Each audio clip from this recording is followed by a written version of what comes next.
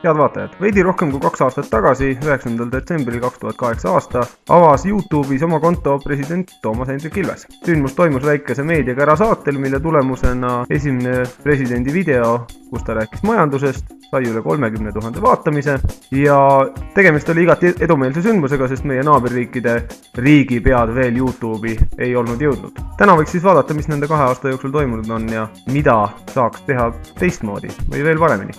Veidi vähem kui aasta hiljem tegid oma kontod YouTube'i ka Venemaa president Dmitri Medvedjev, kelle kanali nimi on youtube.com Kremlin, ja Läti Vabariigi president, kelle leiab siis YouTube'ist president LV aadressi alt. Üks viimaseid uudiseid Eesti Vabariigi presidendi internetis olekust räägib sellest, et presidendi kodulehekülg sai uue ilme, näeb välja siis selline, ilus, kena ja soliidne.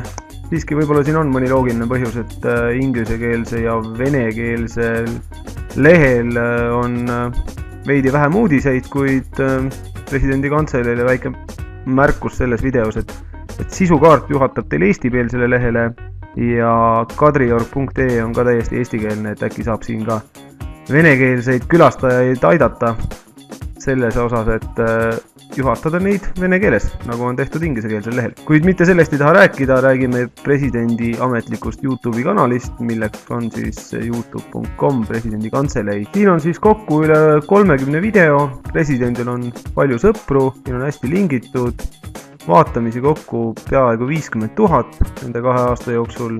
Võib-olla siin annaks veel presidendi pildi paremini välja lõigata ja kanalil on palju kommentaare, mõnele nendest vastamine annaks kanalile kindlasti palju juurde. Kuid esimene, mis silma jääb, on see, et taustapilti pole pandud. Toome siia kõrvale mõne näite.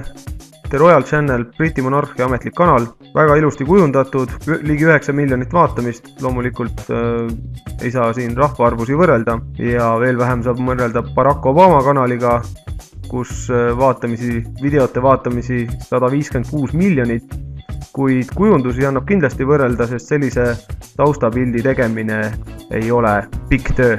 Üleslaadimine vaid vähem kui minutiga ja tegemine vast ka mitte üle paari tunni.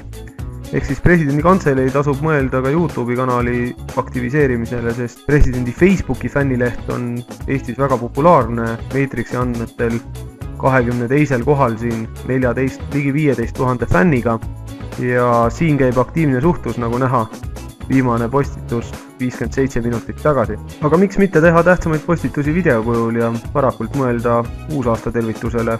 See võiks olla üleval juba algava aasta esimestel minutitel. Soovin presidendile rahulikke jõule ja head uut aastat.